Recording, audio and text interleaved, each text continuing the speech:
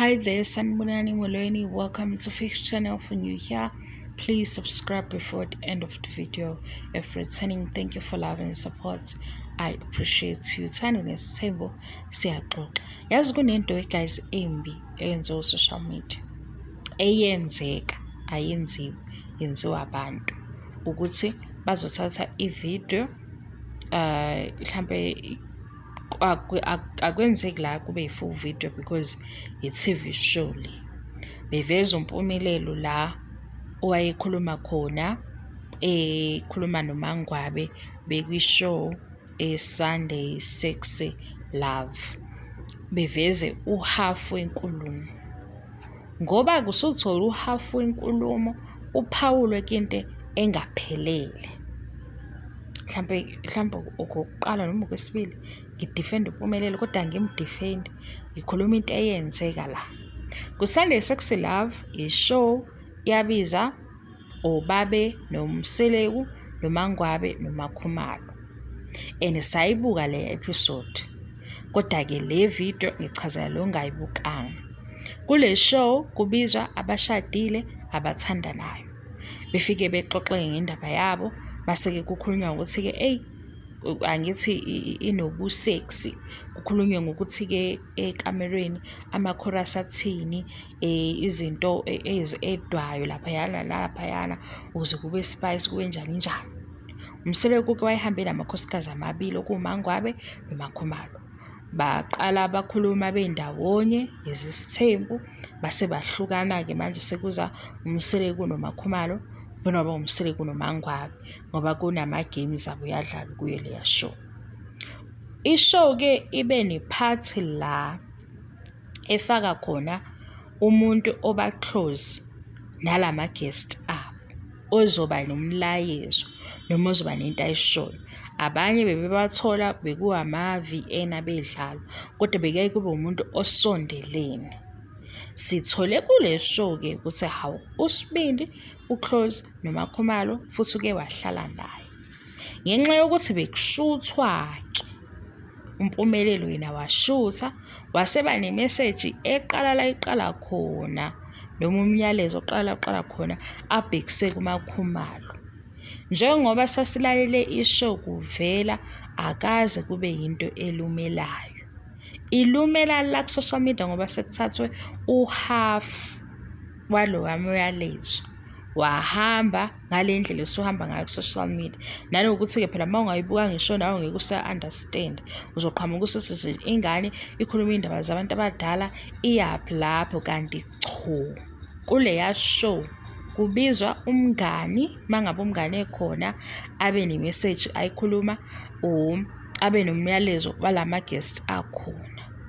Ilana-ke sazile ukuthi hawu cha lihle-ke leli side labo ekuthenini iy'ngane ziyakwazi ukusondela kwamanye amakhosikazi futhi zibabona njengomama.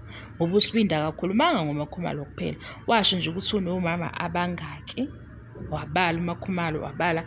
Ngaze ngase mhlawumbe umamkhulu akambali because konje wathini ngomamkhulu kodwa umamkhulu wambeka yizo umama omdala. Into ayikhuluma yonke ehloniphekile ayikho ehlambalazayo. Umehluko-ke manje sekuhambe kwafika la uSibindi sesithole elinye ipage lakhe. Yabo enye indaba yakhe because sesibe ne-experience kulo mjolo wakhe or saba exposed kwindaba yakhe yomjolo nezinto azenzayo. Sekuvela-ke ingxenye yale message. Sekuhambisana nokuthi sekwazi uSibindi ongahloniphi ngezinto ezenzeka manje. Kodwa wabuka leya Sunday Sexy Love season 1 wabuka i-episode yoMakhumalo noMangwabe uzokwazi ukuthi uSibindi wakhuluma kahle saze sancuma. Inkinga-ke u-social media usebenza ngama-views, usebenza ngama-likes, usebenza ngedrama engenasidingo, usebenza ngokuthi nje uma ubona ukuthi lento izokusebenzela uyisebenzisa. Yingakho-ke uMpumelelo senibona ukuthi awu akahloniphi ubekathini kuMakhumalo. uMpumelelo ke wahlala noMakhumalo. Sikuzwile lokho ngabo wenye i-live video abake bayenza. And mabehleka futhi siyabona ukuthi hayibo into yabo ngempela bahlekelana kwangempela. Izimo-ke uMpumelelo abhekana nazo zokuhlupha kwakhe ezokuhlupha kwakhe. Kodwa le yokumanipulate leya video, leya message i-wrong because akaze ayikhulume into enjani e-wrong. Akaze futhi ayikhulume ngokuthini, ngokugamanxa. Wangena yena as umuntu ospecial osezokhuluma nobani, noMakhumalo olaphaya kusho kanye noMangwabi. Kodwa sathola ukuthi engathi ugxile u-close kakhulu noMakhumalo kunoMangwabi because into ayikhuluma wakhuluma eqondise kuMakhumalo. Wayijabulela futhi uMakhumalo umyalezo wakhe, imessage yakhe. Ayiqali-ke futhi lento ngisho kuma-radio stations. Makubiza umuntu othile ngisho kuthiwa umdlalo webhola, baye bebiza umuntu osondelene naye or afone kube khona umyalezo awushow. Yekelani ukuthi nithathe into ku-social media, uphisa omncane wendaba enkulu ugijime nawe nawe ukhomente usuyokhomenta engayazi. Nagazi noboshwa kodwa u-social media wona, angithi nami ngikhona phakathi nakulawo manga lawo, ngibuke ngifike nami kodwa ngisheshe ngijike endleleni, angigamanxi kakhulu emangeni. Amanga mina mangizokutshela Nkosi yami, ngiyakutshela sengibanjwa amalimi yabo indaba yamanga. Mangizokhuluma amanga mina ngiyaku-aletha ukuthi amanga lawo asikho sure, iyahlebisa lento. Eyampumelelo inkinga awusekho season 1 ku-Showmax. Bese uyithola leya video ibuka iphelele, uthathe ukuthi uMpumelelo wayethini kuMakhumalo. Hhayi nihambe ugxume uthathe u-2 piece omncane, usuthatha u5% wenkulumo. Ivideo mhlampe beyiwu-10 minutes, uzwe u2 minutes kuphela, so uyaphawula. Yazi leyo nto i-wrong kanjani? Iyakugaxelisa into yokuthi uphawule entweni ongayazi ukuthi iqalephi. Fanele into uthi uma uyilalela kodwa uthi ngiyifuna ekuqaleni, sengiyasho nje ukuze ube neqiniso lokuthi ime kanjani le ndaba. Cha, akakhulumanga kahle ingane, akakhulumanga kabi ingane, yakhuluma kahle noMakhumalo. Sezwa futhi ukuthi hawu cha, bawabangani futhi uyamhlonipha as umama wakhe. Kwavela ngempela ukuthi bane-bond especial. Asimazi-ke manje ngoba sewuhluphile-ke uMpumelelo manje. Phela manje-ke seney'ndaba ey'ningi, kodwa nje ngalesa sikhathi wakhuluma ngendlela ehloniphekile, wakhuluma nje noma wakhe uMakhumalo. Washo futhi ukuthi hhayi, indaba yokuthi-ke mase bekhombana komama akayingeni yena. Washo kanjalo, wathi yabo, wathi nje beyingane bayamthanda uMakhumalo lapha ekhaya. uMangwabi-ke angakhulumanga into eningi ngaye.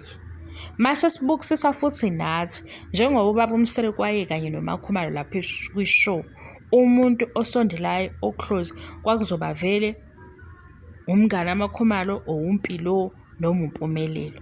Kwaba-ke i-surprise ukuthi uMpumelelo o-close noMakhumalo. Imessage umyalezo wavezwa uMpumelelo.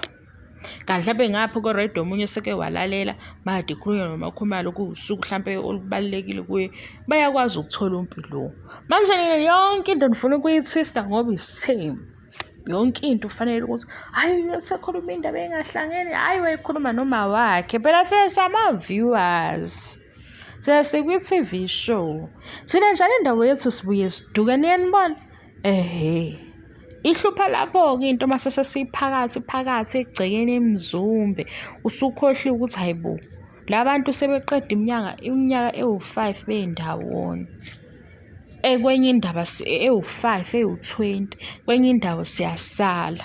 Yingakho usuzolwa ngempela ukuthi ingane ikhuluma awuhambe ulalela into ephelele. Angazi ukuthi uyithathaphi Nkosi yami ngoba awusekho u-season 1 waku-Sunday Sexy Love la ku-Showmax, sekuno-season 2. Ukube bowukhona u-season 1 bengizozama ukunitshontshela, ngazi bengizokwenza njani. Niyilalele-ke i-full video nizwe ukuthi cha, ayikho indawo ayikhuluma yahlambalaza, ayikho la wakhuluma khona kabi, ukuthi ku-social media kune-agenda ehambisana nokuthi ama-likes, ama-views, uyabo. Ngiyaxolisa ekuphindaphindeni, ngizizwa ngikhathele we-guys, sengiyanqena nokurekhoda, sengiyaphinda-phinda. Bengithi hayibo, angayi ngiphuthe le nto le ngiyilungise, ngoba ngakhuluma ngayo nayo isiyonakala. Social media uyasebenzisana guys. U-social media nami bakhona yabo nje abantu aba-close nami bengibuza ukuthi ukuthini nokuthini, ngisho ukuthi verify izinto, verifya. Asihlebeni into oyaziyo ukuthi lena ikhona, ake siyiphithizele. Mina ngivele ngibuza ukuthi uthole kwi-page elithini. Sengiyawazi imithombo engathembekile ku-social media. Angithi phela nami ngiwuwona umthombo ongathembekile. Kodwa-ke mina Nkosi yami nani sixoxa nge-TV show. I-TV show iyindaba eqhubekayo, ikufana njengencwadi.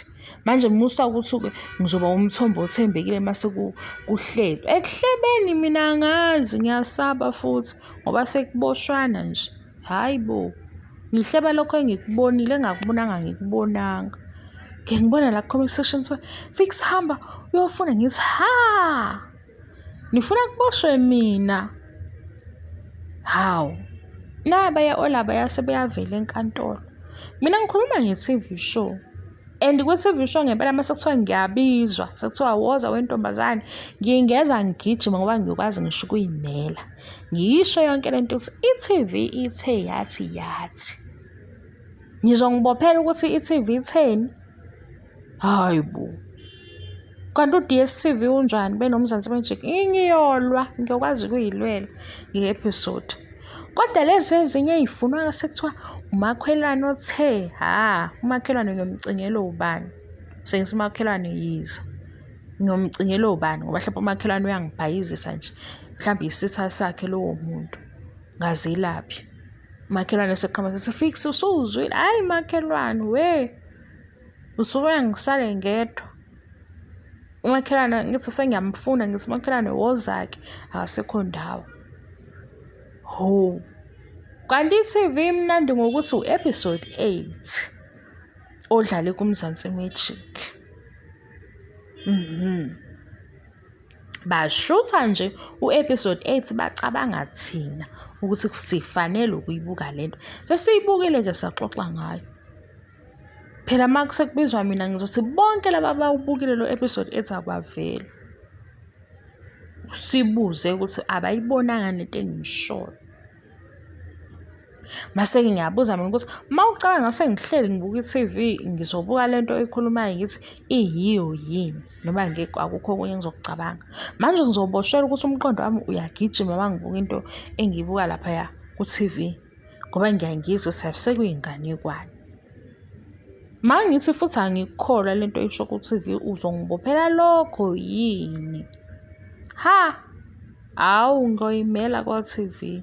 Maqondene episode ngeke ngidinge immeli. Ummeli ngiyomdinga mhla ngithatha izwi likamakhelwane ngoba umakhelwane ngenze ukuthi uyaganga, usefuna ukuganga ngami.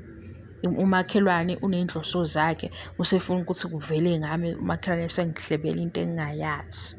Kanti i-episode ithathe yangibeka 30 minutes wami u-DSTV. Phela mhla kwathiwa u-episode 10 wathi ngawo. Cha, ngiyobabuza mina ukuthi manje niyimisela ngokubopha abantu abangaki? Ngoba phela nalaba abakhetha ukubuka bethule i-choice yabo. Mina engikhetha ukubuka ngakhuluma i-choice yami. Phela mina ngine-experience ye-episode. Manje yini uthi uzongibophela ukuthi ngibuke i-TV show? Ma uyishutha uthi uyishutha izovela ku-TV. Kodwa lo osethi uyibukile unenkinga naye. Nganekwane njani leyo?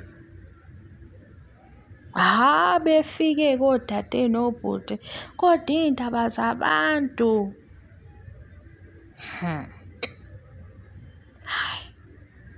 Cha, masuthi iy'ndaba zabantu ngizovela ngithi asifune lo muntu owakhanda i-TV. Sisho ukuthi sizwe ngayo ukuthi wayikhande nanhlosoni. Asiqale lapho. Lo wakhanda i-TV wayikhande nayiphi inhloso? Wayefuna sibone isithombe sendaba.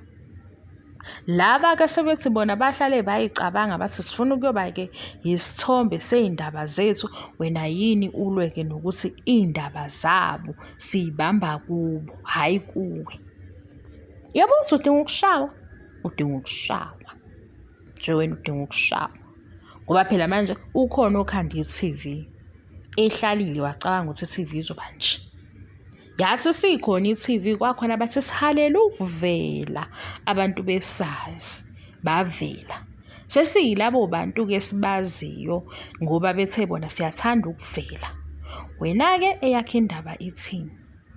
Hhayi ukuthi uma bevela mina ngithanda ukuthi sibabuke ku-T_V sigcine lapho. Okwakho phela lokho. Lokho okwakho. Angithi okwakho lokho. Mina mama bevelile ngiyathanda ukuthi ngikhulume ngabo ngoba phela sebeshilo ukuthi awunangu mina ubani wakabani, ngenzani. Nangempela-ke sengiyavela mina ukuthi ngikubonile kuMzansi Magic. Wena-ke usubelani nenkinga uthi izindaba zabantu. Bekuzoba yindaba zobani?